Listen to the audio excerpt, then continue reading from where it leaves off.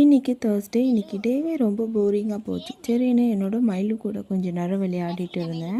அவனுக்கும் ரொம்ப பசிக்குதுன்னு பால் சாதம் ரெடி பண்ணிட்டேன்.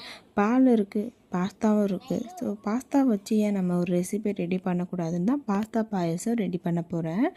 ஸோ பாஸ்தாவில் வந்து ஒரு 10 மினிட்ஸ் ஊற வச்சுக்கிறேன் தண்ணி ஊற்றி. அதுக்கப்புறம் ஒரு 10 மினிட்ஸ் வந்து அது நல்லா பாயில் பண்ணணும். அந்த கேப்பில் என்னடா வெளியே இருந்து சவுண்டு வருதுன்னு பார்த்தா இவன் லியோ பக்கெட்டை ஓப்பன் பண்ணிகிட்டு இருக்கான். என்னடா பண்ணுறேன்னு பார்த்தா பெடிகிரியே திருட பார்க்குறான். நீ எவ்வளோ தான் முயற்சி பண்ணாலும் பக்கெட்டை ஓப்பன் பண்ண முடியாது தம்பின்ட்டு நானும் உட்காந்து வேடிக்கை பார்த்துட்டு இருந்தேன். ஒரு வழியாக அவனும் ட்ரை பண்ணுறான், அந்த பக்கெட்டை ஓப்பன் பண்ண முடியல. கோவத்தில் வந்து டிவி ஸ்டாண்டையும் நல்லா சுரண்டு விட்டான். சரி ஓகே, நீ இப்படியே சுரண்டிகிட்டே இருன்ட்டு நான் என் வேலையை பார்க்க ஆரம்பிச்சிட்டேன். இப்போது பாயிலான பாஸ்தாவில் நான் மில்கை ஆட் பண்ணிக்கிறேன். மில்க் ஆட் பண்ணி கொஞ்சம் கொதிக்கட்டும்.